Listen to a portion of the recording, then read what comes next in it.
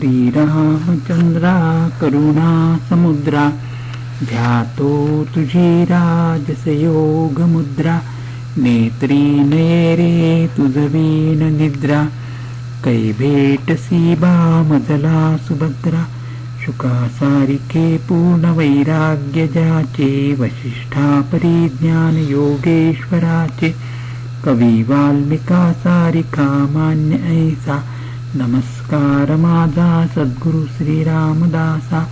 जय जय रघुवीर समर्थ, जय जय रघुवीर समर्थ.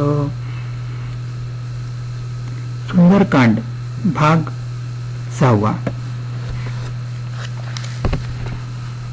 रावणाने पाठविलेला शुक राक्षस लक्ष्मणाच्या चरणांवर डोके ठेवून श्रीरामांचे गुणगान करीत लंकेत निघून गेला.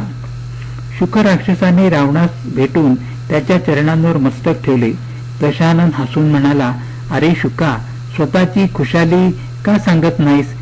ज्याचा मृत्यू जवळ आला आहे त्याची वार्ता सांग बरे. रावण पुढे म्हणाला, कमल मनाचा बिचारा समुद्र त्यांच्या सैन्याच्या जीवनास रक्षक झाला आहे. यानंतर ज्यांच्या मनात माझ्याविषयी भीती आहे त्या तपस्वी लोकांचा समाचार सांग पाहू. शुक रावणास म्हणाला, हे स्वामी, तुम्ही कृपा करून क्रोध त्यागून माझे म्हणणे ऐका. ज्यावेळी तुमचा लहान भाऊ श्रीरामांना जाऊन भेटला त्यावेळी श्रीरामांनी त्याला राजतिलक केला आणि आम्ही आपले दूत आहोत हे जेव्हा वानरांनी ऐकले तेव्हा त्यांनी आम्हाला बांधून खूप त्रास दिला. इतकेच नव्हे तर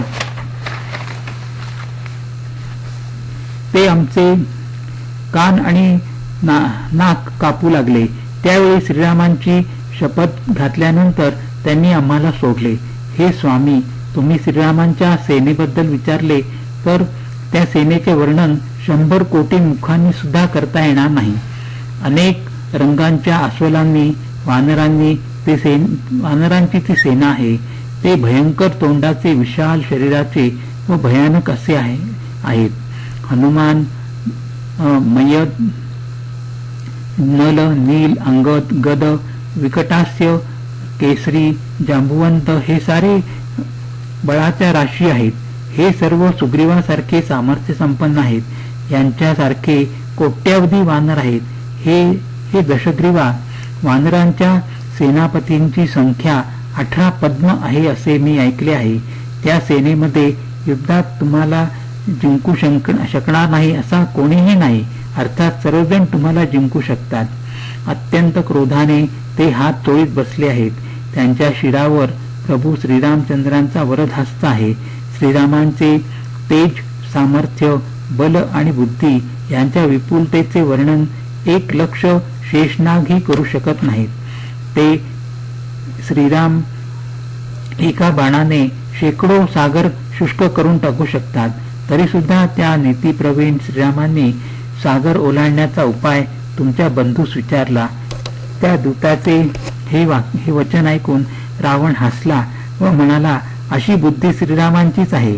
म्हणून त्याने वानरांना आपले सहाय्यक बनविले आहे.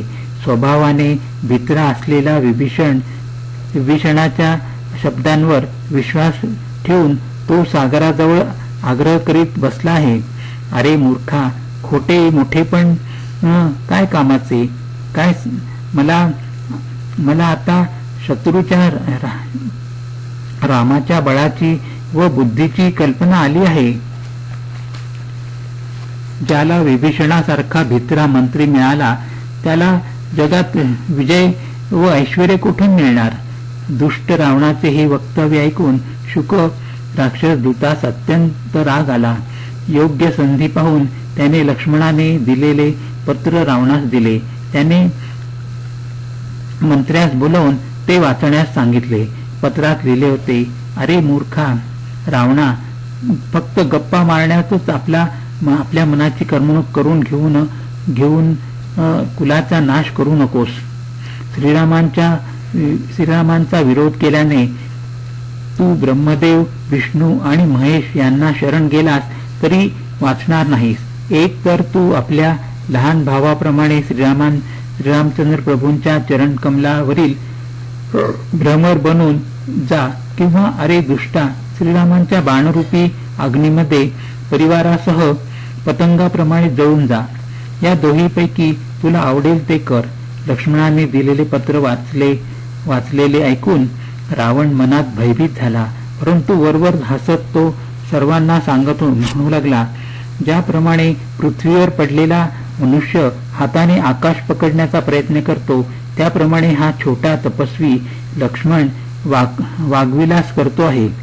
रावणाचे हे वक्तव्य ऐकल्यावर शुक राक्षस म्हणाला, हे नाथ, अभिमानी स्वभाव सोडून द्या. पत्रातील सर्व गोष्टी सत्य समजा. माझा राग सोडून माझे वचन ऐका. हे नाथा, श्रीरामांशी वैर करणे सोडून द्या. श्रीराम हे जरी तिन्ही लोकांचे स्वामी आहेत, तरी त्यांचा स्वभाव अत्यंत कोमल आहे. तुम्ही त्यांना भेटताच ते तुमच्यावर कृपा करतील आणि तुमचा एकही अपराध मनात ठेवणार नाहीत. श्री रघुनाथांना सीता देऊन टाका. हे प्रभू, माझे एवढे म्हणणे ऐका. ज्यावेळी शुकाने रावणास सीता रघुनाथांना देऊन टाक असे सांगितले, त्यावेळी त्याने त्या राक्षसास लाथ मारली. शुक राक्षस सुद्धा विभीषणाप्रमाणे रावणाच्या चरणी नतमस्तक होऊन तो श्रीरामांकडे गेला. त्याने प्रभूंना दंडवत प्रणाम करून त्यांना आपला पूर्ववृत्तांत सांगितला. श्रीरामांच्या कृपेने त्यास आपले पूर्वीचे मुनीचे स्वरूप प्राप्त झाले. भगवान शिव पार्वतीस म्हणाले, हे भवानी, तो शुक राक्षस पूर्वजन्मात एक ज्ञानी मुनी होता, परंतु अगस्त्य ऋषींच्या शापामुळे तो राक्षस झाला होता. श्रीरामांच्या चरणी वारंवार वंदन करून तो आपल्या आश्रमाकडे निघून गेला.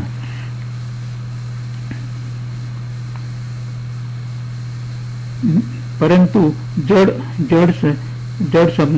समुद्राने श्रीरामांची विनंती मानली नाही. 3 दिवस रघुनाथ समुद्राच्या किनारी बसून होते, परंतु त्या जड समुद्राने श्रीरामांची विनंती मानली नाही. त्यावेळी श्रीराम रागाने म्हणाले, भीतीविना प्रीती होत नाही. हे लक्ष्मणा,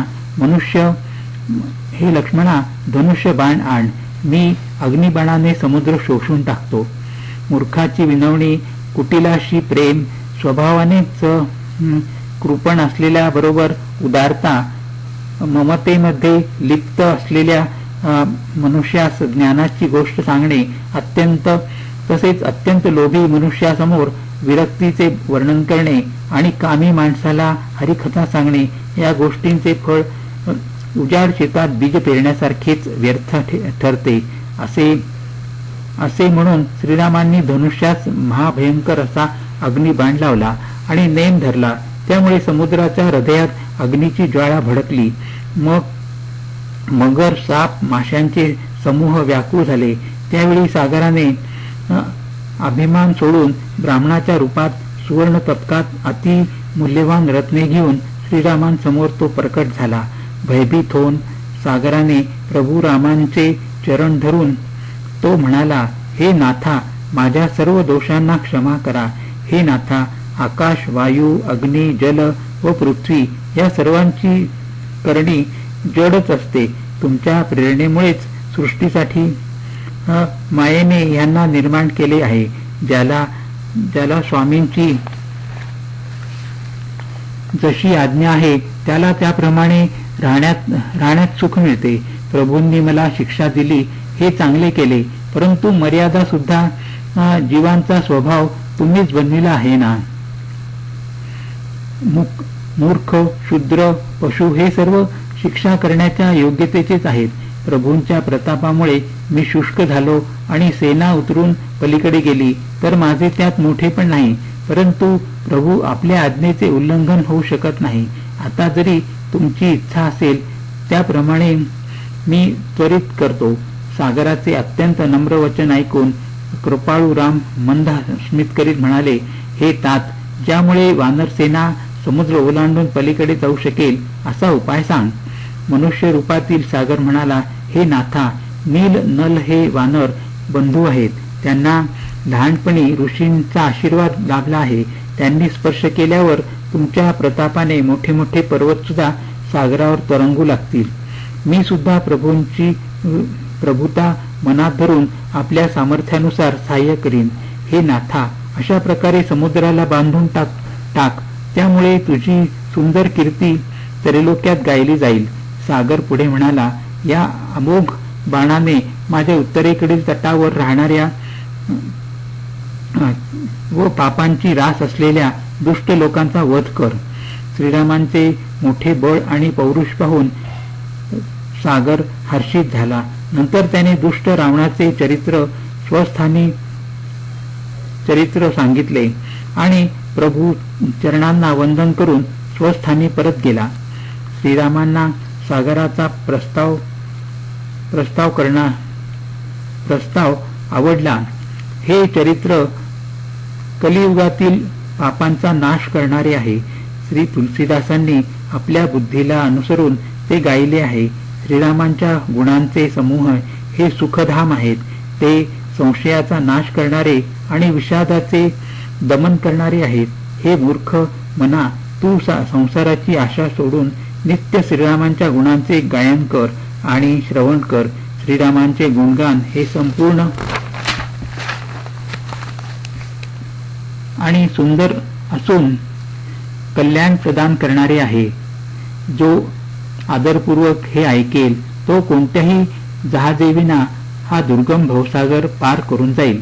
कलियुगातील सर्व पापांचा नाश करणाऱ्या श्रीरामचरित मानसातील हा 5वा सोपान अर्थात संपन्न झाला. सुंदरकांड संपन्न झाले. हरिओम तत्सत, हरिओम तत्सत, हरिओम तत्सत.